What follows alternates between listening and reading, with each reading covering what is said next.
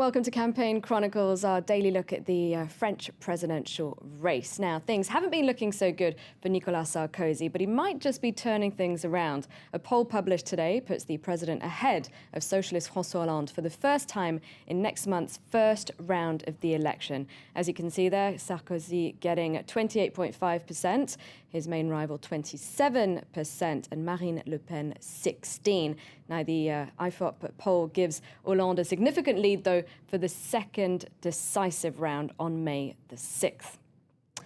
Now we're going to look at a subject that's been notable for its absence in this election campaign, the environment. On Sunday, an estimated 60,000 people joined a human chain along the Lyon-Avignon motorway to protest against nuclear energy. And this week, several candidates will be paying a visit to the International Water Forum in Marseille, but they haven't had much to say about ecology so far. And to talk about why not, I'm joined by our press reviewer, Elena Casas. Hello, Elena. So why is it then that the environment has been such a non-issue so far in the campaign? Hello, Claire. Well, interestingly, there's a poll in today's Nouvel Observateur which says that 62% of voters would like to hear more about the environment from the candidates. It came second only after housing for the subject that they say candidates aren't talking about enough. So maybe it isn't true what's often said that in difficult economic times, like now, people forget about things like the environment. It's often portrayed, isn't it, as a kind of secondary concern that we worry about once we're comfortable in every other aspect. But that Nouvel Observateur poll suggests that might not be the case.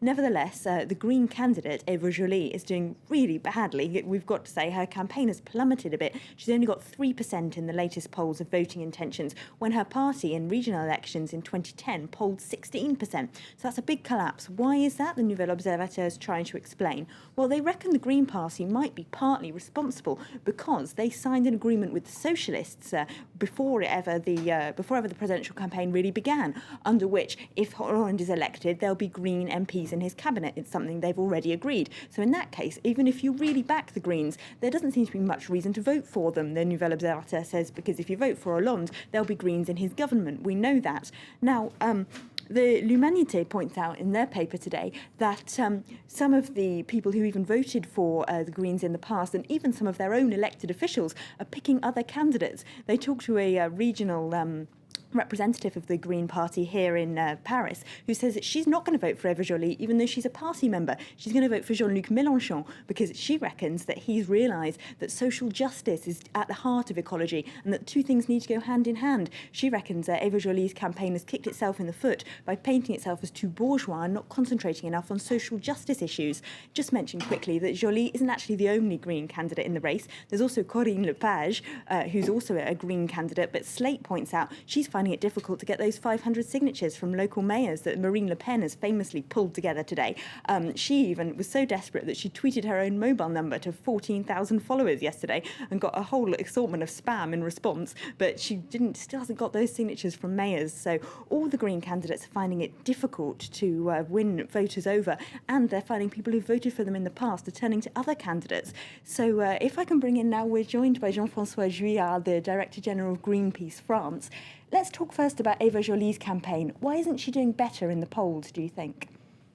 I don't know. It's hard to say because I don't know. Many people thought she would be the best candidate for the Green Party, but the fact is she is not. I don't know the reasons, but the fact is we have been very disappointed because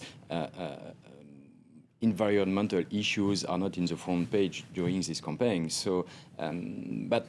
You know, at Greenpeace, we are very independent. We don't support Eva Joly or other candidates, but we think these issues should be raised by all the candidates and not only by the Green one.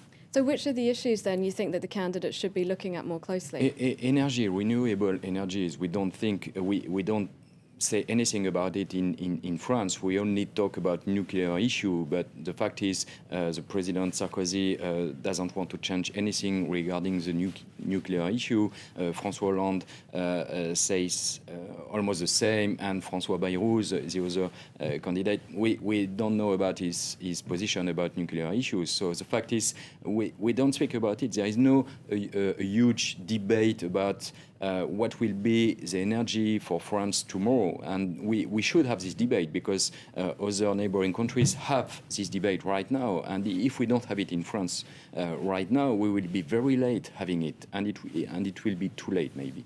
Some opinion polls, as I mentioned, say that people who voted for the Greens in the past are choosing other candidates now. Why do you think that is? Has environment got pushed back on people's priorities? Yes, because of the crisis, and it's true that French citizens are most concerned by employment, by the increasing prices right now than by environmental issues. But the fact is, it's a responsibility of the candidates and all the candidates as well to make a bridge between these issues, because of course we can save employment by working harder on environmental issues. We can develop new industries, new private companies in environmental sectors. So there should be a link between all these issues. And the fact is, maybe eventually doesn't make this bridge. And maybe other candidates, like you talk about Jean-Luc Mélenchon or other ones, make this bridge between environmental issues and social issues.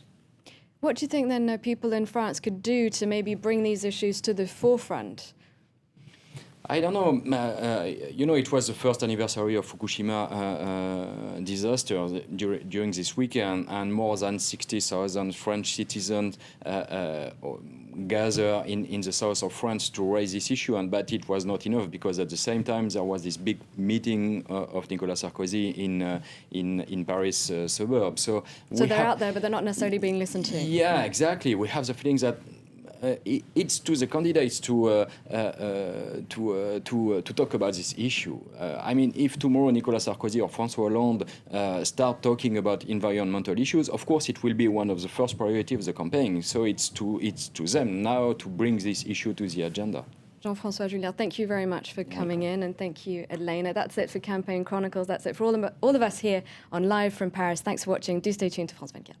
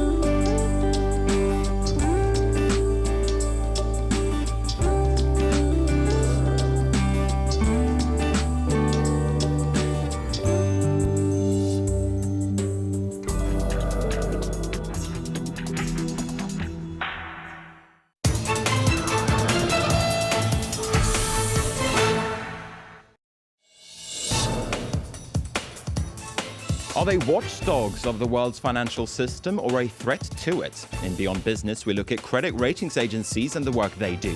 This is European regulators look at ways to rein in their power and influence. Don't miss Beyond Business, today, 10:15 a.m. Paris time, on France 24.